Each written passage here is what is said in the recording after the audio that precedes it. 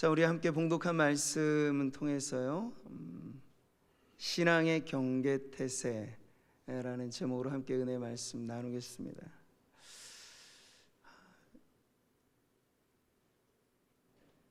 찬양 한 곡이 한편의 메시지가 될 수 있다 하는 것을 아마 저뿐만 아니라 우리 모든 성도님들이 늘 예배 중에 경험하시리라고 믿습니다.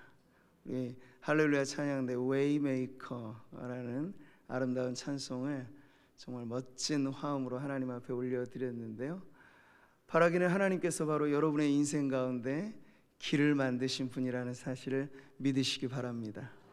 하나님 어떻게 길을 만드시냐면 그 말씀을 통해서 길을 만드세요. 오늘도 이 말씀에 귀 기울여 나아가실 때 여러분의 인생의 길이 평탄하게, 그리고 여러분이 하시는 일이 형통하게 하나님 인도해 주시리라 믿습니다. 자, 우리가 지난 시간부터 빌립보서 3장을 다시 새롭게 열어가면서 이 전환부가 되어지는 부분에서 다시 반복해서 듣는 메시지, 그것은 바울이 질리지도 않게 연거푸 말해도 또 말하고 싶은 메시지였습니다. 주 안에서 기뻐하십시오. 네, 바로 그것이죠. 왜냐하면 이 주 안에서 기쁨을 누리는 삶이야말로 성도들의 신앙의 안전장치가 되기 때문에 그렇습니다.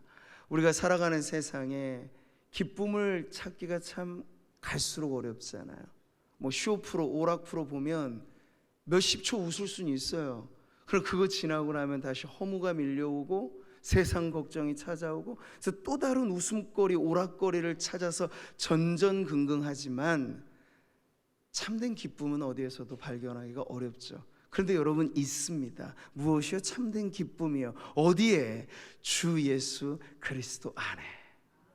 네, 예수님을 우리의 영혼의 본적지로 삼고 우리의 영혼이 머무는 처소가 그리스도 예수 안에 있다면, 여러분, 우리의 시절이 어떠하든 세상이 어떠하든 멈출 수 없는 기쁨의 행진이 바로 성도의 삶이 될 줄 믿습니다.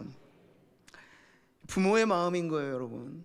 어린 자녀들에게 이로운 말은 잔소리로 들어도 계속 해주고 싶은 게 부모의 마음이잖아요. 얘야, 먹을 때는 음식 가려서 먹지 말고 제발 밥에서 콩 좀 골라내지 말고 골고루 먹어라. 일찍 자고 일찍 일어나야 된다. 누구나 들어도 다 아는 말이지만 부모는 질리지도 않는지 자식에게 이야기를 해줘요. 왜냐하면 그 아이의 평생이 바로 이 반듯하게 갖춰진 이 질서 안에서 온전하게 되어지는 걸 알기 때문에 그렇죠. 근데 이로운 것에 대한 권면만이 아니고 또 자녀들에게 정말 해로운 것에 대해서는 부모가 경계를 합니다. 경계를 취하게 해주죠. 어린 자녀한테 이렇게 말을 하시지 않나요? 길거리에서 낯선 사람이 따라오라고 하면 절대 가면 안 돼, 뭐 이런 말들. 그리고 다 큰 자식들한테도 들려주는 부모 잔소리 중에 하나가 뭐죠? 동기간에도 돈거래하지 말아라, 빚보증 서지 말아라. 네. 이게 어느 집에는 가훈으로 써 있더라고요. 빚보증하지 마라. 무언가 되어본 거예요. 그 인생의 쓴맛을 경험하면서 이게 자식들에게는 대물림해주고 싶지 않았기 때문에 이 이야기를 신신당부하는 거죠. 여러분, 신신당부한다는 말은 거듭 강조해서 또 말하고 또 말하고 부탁한다 하는 그런 뜻인데, 이 말을 들려주는 이에 대한 관심과 사랑이 있을 때 신신당부를 하는 거죠. 사도 바울이 지금 이 빌립보서 3장을 열어가면서 그렇게 하나님의 마음으로 신신당부해 주는 것을 이제 우리가 또 보는 거예요. 앞전에는 주 안에서 기뻐하십시오 라는 것이 신앙의 안전장치로 당부하였던 것이라면, 이제 오늘 우리가 살펴볼 것은 성도들의 영혼을 해롭게 하고 우리의 신앙의 위협거리가 되는 부분에 대해서 경계하라는 메시지로 아주 신신당부하는 내용이 오늘 우리가 살펴볼 말씀인데요. 자, 이 말씀을 통해서 저와 여러분, 우리의 신앙의 여정에 정말 하나님께서 인도하시는 바른 길, 믿음의 정도로 걸어가는 우리 성도님들 되시기를 축복합니다. 여러 경우에 있어서 우리는 목회 활동을 양들을 치는 행위, 이 목양에 비유합니다. 목양, 양들을 돌본다. 이 목자와 양의 관계이죠. 직접적으로 양들에게 해당되어지는 일이 거기에 있고요. 또 다른 하나는 이 양들의 주변부를 살펴서 좋은 환경을 만들어주는 일이 이 양을 치는 일, 이 목양에 매우 중요한 일입니다. 아름다운 시편이 23편 시편에 보면 이런 구분을 우리가 잘 볼 수 있어요. 그가 나를 푸른 풀밭에 누이시며 쉴 만한 물가로 인도하시는도다. 아멘. 양들을 돌볼 때 목자는 무엇보다 양들의 영양 상태에 관심을 갖습니다. 아무리 호우대가 멀쩡하더라도 풀을 뜯지 않고 물을 마시지 않으면 영양실조에 걸려 쓰러질 수밖에 없어요. 그래서 목자의 관심은 언제나 양들이 건강한 목초지에서 잘 먹고 잘 마시고 그리고 잘 쉬고 그들의 영혼의 안식처, 이런 것을 제공하는 것이 목자의 아주 중요한 일이죠. 근데 여러분, 이러한 양들을 이롭게 하는 일들만이 전부가 아니고 푸른 초장과 또 다른 초장 사이로 양들을 인도하는 이 과정 역시도 목자의 일인데, 그 과정에는 많은 위험이 도사리고 있습니다. 그래서 여러분, 이 같은 시편에 이런 표현이 나오는 걸 보아요.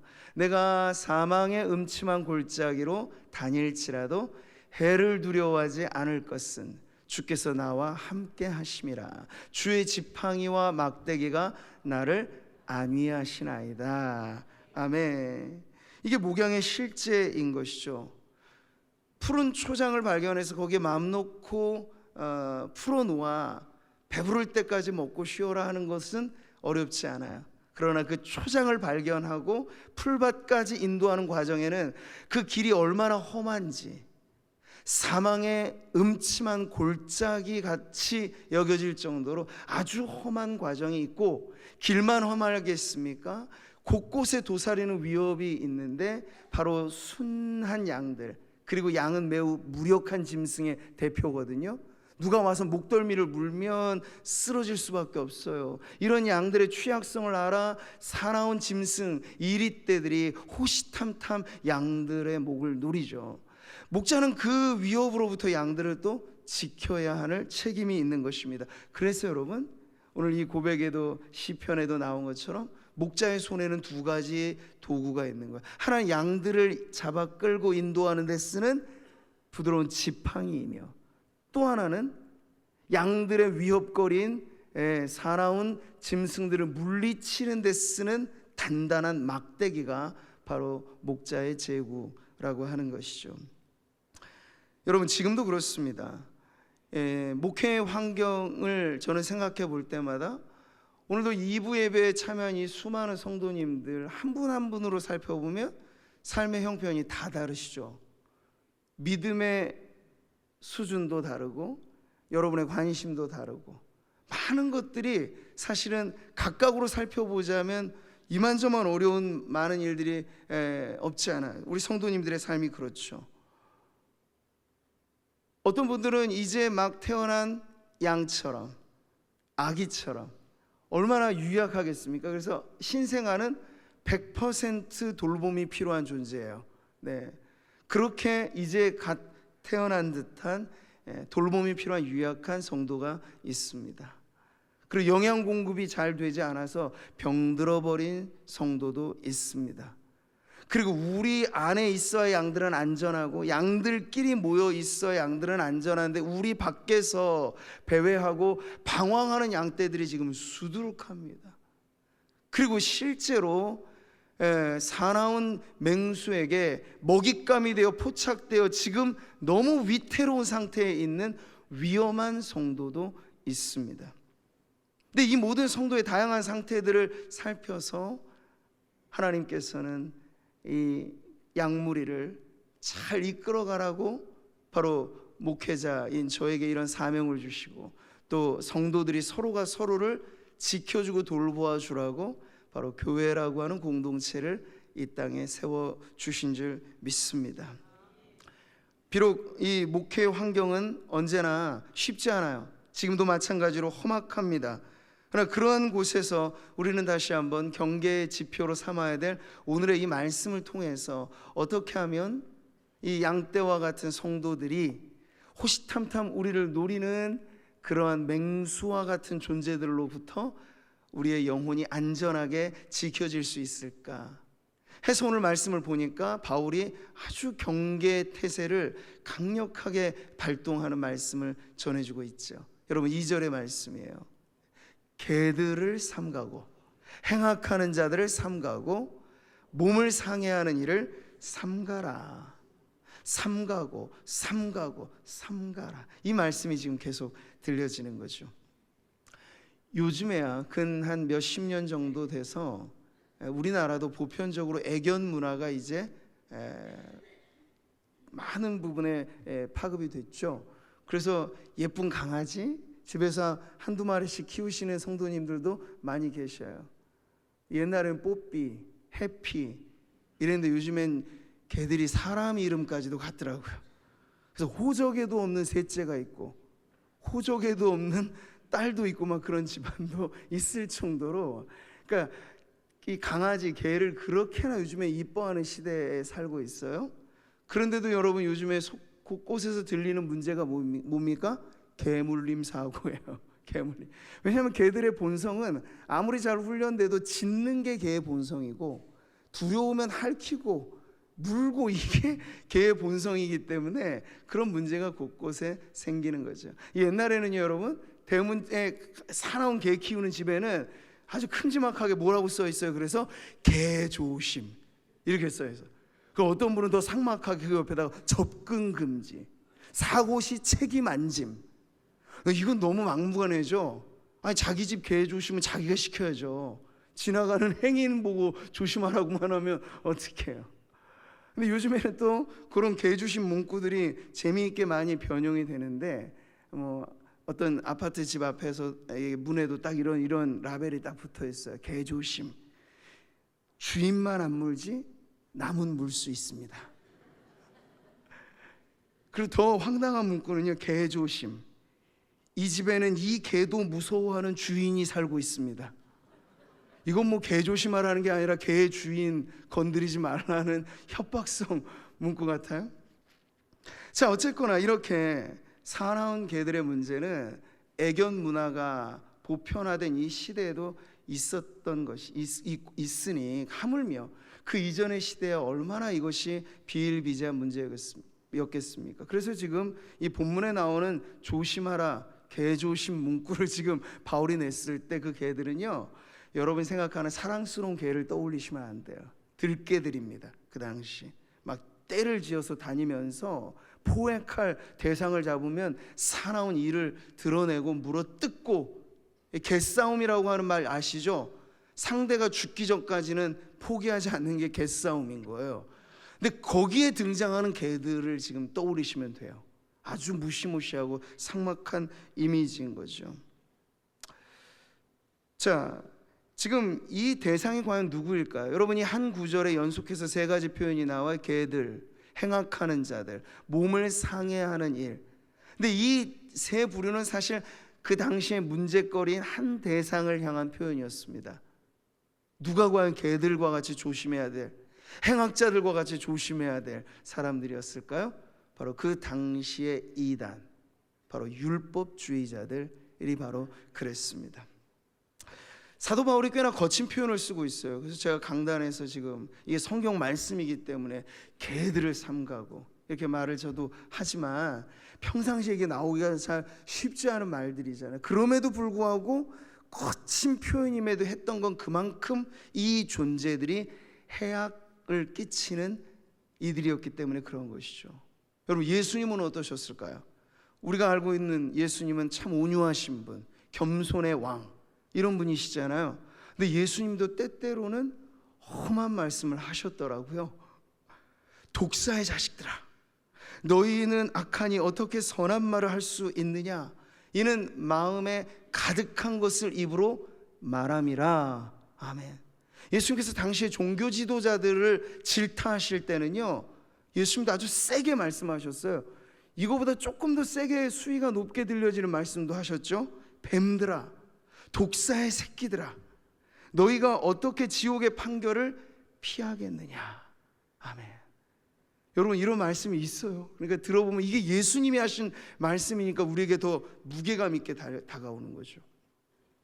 근데 간혹 가다가 보면 어떤 목회자들이 괜히 예수님도 험한 말씀 하셨으니까 나도 해도 돼 해가지고 막 강단에서 해서는 안 될 막 상스러운 말을 하는 상식 이하의 목회자들도 요즘에는 많이 있는데, 그렇게 따라하라고 하신 말씀은 아니에요. 이 말씀은 오죽이나 그들이 정말 천국 백성들을 불러다가 지옥 백성 만드는 그 일을 예수님이 보셨기 때문에 정말 그냥 한 번에 내지르는 욕이 아니라 그들은 독사의 자식들과 같았어요. 맹독을 품고 있는, 한 번 물리면 완전히 죽을 수도 있는 그러한 문제를 당시에 바리새인들, 서기관들, 소위 율법의 전문가로 자처했던 바울 당시에는 율법주의자들이 바로 그런 문제를 나타냈던 사람들이죠. 여러분, 만약 개에 물려보셨다면, 그 개가 광견이라면 어떨까요? 위험천만한 일이죠. 맹독을 먹으면 독사에게 물렸다, 그건 가볍게 웃고 넘어갈 문제는 아닌 것입니다. 그래서 오늘 말씀이 이렇게 진지한 거예요. 삼가고 삼가고 또 삼가라, 이렇게 삼중적인 경계 태세를 취하라고 오늘 말씀이 나오고 있어요. 그리스어의 동사는요, 블레포라는 단어인데 그냥 보다라는 1차적인 뜻이에요. 근데 그냥 흘깃 한번 보라는 얘기가 아니고 주의 깊게 보라는 내용입니다. 아주 자세히 경계심을 늦추지 말고 보라는 얘기예요. 그래야만 그 정체를 간파할 수 있기 때문에 지금 그러한 단어를 연속해서 바울이 쓰고 있는 것이죠. 자, 여러분, 여기에 개들로 표현되고 행악자들로 표현되는 이 사람들이 현실의 세계에서는 정말 그렇게 으르렁거리는 흉악한 개들처럼 등장하면 우리가 분별하기가 쉽잖아요. 근데 그렇지가 않아요. 예수님께서 그래서 이런 말씀도 하신 거예요. 거짓 선지자들을 삼가라. 이건 이단을 가리키는 말이에요. 그들은 양의 옷을 입고 너희에게 나아오나 속에는 노략질하는 일이라. 아멘. 이 말씀을 아주 명심하셔야 됩니다. 왜 교회에서 신앙생활 잘하다가 이단에 빨려 넘어갈까? 우리가 언뜻 보기엔 이해가 안 되는데요, 그렇게 꿰어가기 때문에 그래요. 하루아침에 이단에 포섭되지 않습니다. 얼마나 많은 공을 들이는지 몰라요. 한 사람의 영혼을 낚아채기 위해서 이단이 하는 그 행동들은 얼마나 주도 면밀한지 몰라요. 그러니까 겉으로 보기에는 아주 상냥한 유순한 양의 탈을 쓰고 들어오기 때문에 어지간해선 그 정체를 간파하지 못하는 이들이 바로 오늘 이 말씀에 나오는 문제의 인물들인 것이죠. 제가 지난 주부터는 짧은 내용이긴 합니다만 우리 성도님들에게 경각심을 좀 불러일으키고, 언제나 우리가 주의하고 다시 또 주의해야 될 문제가 우리 주변에 있는 이 시대의 이단이기 때문에 제가 주보 한편에 이단 백신이라는 내용으로 아주 지금도 활발하게 정통교회를 무너뜨리려고 하고 성도들을 낚아채려고 하는 이단의 활동에 대해서, 그 포섭 방법에 대해서 주보에 실어드렸어요. 지난주는 신천지, 오늘은 하나님의 교회. 이런, 지금 여러분 코로나 이후에 교회들이 지금 많이 회복되는 추이에 있죠. 이건 참 좋은 일입니다. 그런데 문제는요, 코로나 이후에 이단들도 활개를 치고 있습니다. 온 오프라인 망라해서 이단들이 지금 종횡무진 지금 일을 하고 있어요. 지금 우리 청년들이 있는 대학 캠퍼스, 옛날에는 건강한 학원 선교단체들이 복음적인 활동으로 캠퍼스를 변화시켰는데 지금 다 힘을 잃어가고 있어요. 캠퍼스 근방에 있는 지역 교회들은 그러면 대학 캠퍼스를 책임질까요? 그럴 여력이 없어요. 근데 이 대학 캠퍼스를 누가 공격할까요? 신천지나 다른 이단들은요, 여기가 우리의 황금어장이라고 생각해서 모든 재정을 쏟아부으면서 대학 청년들을 지금 빼내가고 있습니다. 이게 지금 현재 우리의 실정인 거예요. 그러니 여러분, 오늘도 이 말씀이 2000년 전에 고리타분한 말씀으로 여러분 절대 이해하시면 안 돼요. 지금도 사나운 맹수들과 같이, 우리가 조심해야 할 개들과 같이 이단이 활동하고 있기 때문에 그렇습니다. 이단도 여러분 시대 문화에 따라서 변용을 아주 잘 합니다. 근데 거기서 우리는 이단의 고전적인 방식을 이해할 수 있어요.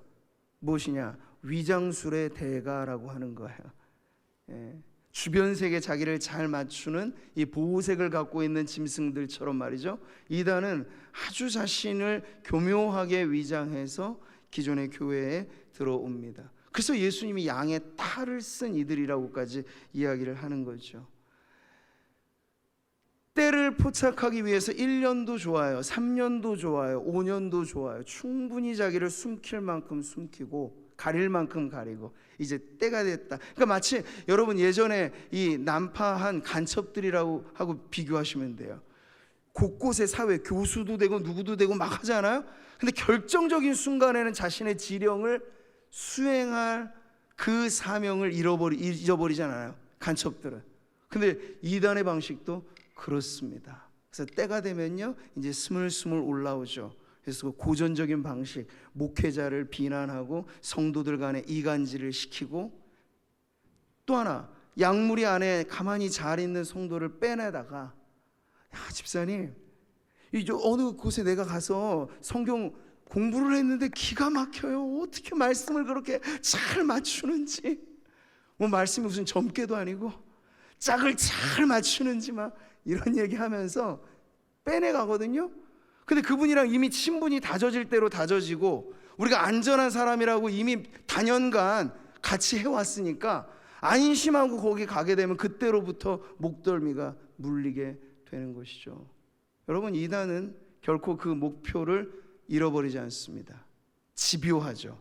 그것을 이루기까지 포기하지 않습니다. 굶주린 사자가 먹잇감을 여러분 두고 놓치겠어요? 그러지 않는 것처럼 말이죠. 자, 이런 말씀에서 여러분 삼가할 것에 대해서 거듭 바울은 강조하고 있는데, 3절의 말씀에 넘어가 보면요, 이런 부정적인 금지, 삼가해야 될 경계 메시지와 정반대 면에서, 그렇다면 성도들이 늘 뭐 이단만 생각하고 고민해야 되겠어요? 그러면 참 힘들죠.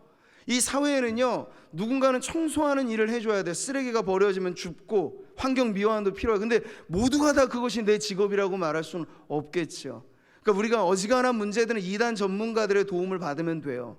근데 교회가 늘 이단만 가지고 연구하면 이단 비스무리해질 수도 있어요. 근데 그럴 수는 없고, 우리는 이단이 있다, 지금도 활동한다, 그들의 방식에 대해서 알아야 된다, 이런 경계심을 늦추지 말면서 더 중요한 건 뭐냐면 진짜의 신앙을 고수하면 돼요. 여러분 아시겠죠? 그런 말씀 잘 들어보지 않으셨어요? 예, 위조 지폐를 감별해내는 사람들이 어떻게 그 감별 능력을 기르는가? 위조 지폐 연구하지 않아요. 위조 지폐가 얼마나 다양하고 많겠습니까? 근데 그들의 방식은 자기 손끝에서, 자기 눈에서 진폐가 어떤 것인지를 부지런히 연구해요. 딱 잡기만 해도 이게 진폐라고 하는 것을 알게끔 훈련이 돼요. 그러면 여러분, 이 촉감과 이 시각에 벗어난 모든 것들은 뭐가 있어요? 위조 지폐가 되는 거죠. 바로 이 방법입니다. 가짜를 우리가 경계하고 하는 것도 물론 필요한 문제지만 더 좋은 방법이 있어요. 그건 여러분이 진짜를 아시면 돼요. 진짜 복음을 아시면 돼요. 그게 오늘 3절의 말씀이죠. 같이 한번 보세요. 하나님의 성령으로 봉사하며 그리스도 예수로 자랑하고 육체를 신뢰하지 아니하는 우리가 곧 할례파라. 아멘. 바울은 지금 언어 유희를 하고 있습니다. 어떤 의미에서? 2절의 마지막 단어가 바로 육체를 상해하는 자, 이런 표현이었는데 그게 사실은 원어로는 한 단어거든요. 카타토메라고 하는 한 단어예요. 근데 발음도 아주 비슷하게 3절의 처음 부분에 나오는 건 할례라고 하는 단어인데 이건 메리토메라는 단어예요. 이 두 단어를 딱 비교해내면서 바울은 당시에 이단으로 간주해야 할 율법주의자들이 할례, 그게 남자의 생식기의 표피를 베어다가 그게 바로 아브라함의 후손이고 우리는 언약 백성이다라고 하는 증거물로 제시를 했는데, 믿음은 상관하지 않아요. 예수를 믿느냐 안 믿느냐보다 중요한 건 당신이 할례를 받았느냐 받지 않았느냐, 이 형식과 외피와 이 종교적인 어떤 그 자신들의 신조가 더 중요했던 이들에게 할례는 그냥 몸에 상처를 내는 정도의 문제라고 바울은 아주 부정적으로 처리하죠. 그렇다면 진정 하나님이 보시기에 언약 백성은 누구인가? 그래서 바울은 말하기를 우리가 진정한 할례파이다 라고 지금 3절에서 말씀을 하고 있는데요, 한글의 번역과 원어는 순서가 좀 바뀌어 있기 때문에 제가 이 원어의 순서대로 이 구절을 자유롭게 좀 해석을 하면 이렇습니다. 번역을 하면 3절이 이래요. 실제로는 우리가 참 할례를 받은 사람들입니다. 우리는 하나님의 영으로 예배하고 그리스도 예수 안에서 자랑하며 육체를 신뢰하지 않습니다. 바울은 가짜가 뭔가만을 말하지 않아요. 진짜가 뭔가를 더 중요하게 다루고 있습니다. 하나님 보시기에 참 할례란 무엇인가? 그럼 마음의 표피를 베는 거예요. 내 마음이 하나님 앞에 깨어지고 부서진 인생이에요. 그리고 하나님의 언약이 내 마음을, 새 언약이라고 말씀하시는 그 말씀이 내 마음을 새롭게 할 때 우리가 진정 구원받은 하나님의 백성이라고 지금 바울은 말하고 있는 것이죠. 사랑하는 성도 여러분, 여기서 우리가 붙잡아야 할, 경계해야 할 이단의 문제뿐만 아니라 오늘도 우리가 붙잡아야 될 신앙의 본질이 무엇인가를 보게 됩니다. 우리가 지금이야말로 포스트 코로나를 말하고 있는 그런 때인데, 이제 포스트 코로나 시대는 위험이 상존한 시대라고들 말을 합니다. 전염병 계속해서 바뀌어져서 인류를 괴롭히는 문제거리가 될 것입니다. 어디 그뿐인가요? 수없이 많은, 지금 우리가 그러잖아요. 폭우만 쏟아져도 이게 그냥 정상의 장맛비가 아니고 극한의 폭우를 쏟아붓는, 기상의 이변이 생기고 기후가 뒤틀려져 있는 이런 시대를 살아가면서 우리는 이미 위험이 상존하는 세상에 어떻게 하면 믿음을 가지고 살아갈까가 우리의 중요한 문제거리가 되었어요. 이러한 때는요, 잔재주 가지고는 안 됩니다. 본질이 승부수가 되어야 합니다. 이게 무슨 말씀이냐? 오늘 이 3절의 말씀을 곰곰이 묵상하시면 여기에 답이 있어요. 신앙의 본질, 참 성도가 누구입니까? 라고 묻는다면 그는 자기를 의지하여 사는 존재가 아닙니다. 그러면 당신은 성도요, 무엇을 의지하며 삽니까? 네, 나는 하나님의 성령을 의지하여 삽니다. 성령께서 내 안에 영생의 복을 주셔서 나는 죽어도 살겠고 영원히 죽지 않는 생명이 이미 내 안에 시작된 줄 나는 믿습니다. 이게 바로 성령을 의지하여 사는 것이에요. 제 힘 가지고, 제 능력 가지고 한 번에 무너질 수 있어요. 폭우가 쏟아지면 아무리 댐을 쌓고 아무리 볼을 쌓아도 그 한계치를 넘어서는 재난이 밀려오면 속수무책이죠. 인간의 한계는 어디까지나 그 한계가 뚜렷하다는 특징이 있어요. 그러나 우리가 천국 가는 순례자로 이 땅을 살아가면 성도는 누구입니까? 무한하신 하나님의 능력을 의지하여 사는 사람입니다. 우리의 인생길을 여시는 하나님, 지금도 새 길을 만드시는 하나님, 말씀하시니 그대로 되어지도록 이끄시는 하나님, 우리는 운명의 사슬에 매여 사는 것이 아니라 하나님의 섭리에 이끌려 삽니다. 그 섭리를 믿는 성도들은 기도할 줄 알아요. 왜냐하면 기도야말로 만사를 이루는 하나님의 방법이기 때문입니다. 그냥 그러려니 될 대로 되라, 이건 성도의 삶의 방식이 아니야. 성령의 능력을 의지하며 살아가는 성도들은 기도할 줄 압니다. 유사시에 더 간절히 기도합니다. 내 신앙이 흐물흐물해진다, 성도는 경계심을 갖고 그때로부터 더 기도하면서 하나님, 내가 성령의 능력을 의지하여 살게 하소서. 그렇게 나아가셔야 하는 거예요. 여러분이 정말 참된 성도라면 그 표가 있으실 거예요. 그 표는 무엇입니까? 내 자랑거리가 있다는 거예요. 이전에 나로 말하자면 작은 것 하나도 내 자랑이었어요. 집안 자랑, 학력 자랑, 외모 자랑. 근데 이제 예수님을 깊이 믿고 예수님과 따르다 보면은 자랑은 자랑인데 자랑이 바뀌어져요. 나를 이렇게 예쁘게 만드신 이가 누구실까? 하나님. 여러분이 아름답다는 걸 부정하라는 얘기 아닙니다. 여러분이 멋지시다는 거, 여러분의 재산을 뭐 포기하란 말도 아닙니다. 나에게 이와 같은 부를 주신 이가 누굴까? 하나님. 나와에게 이런 사회적인 지위를 주신 이가 누굴까? 하나님.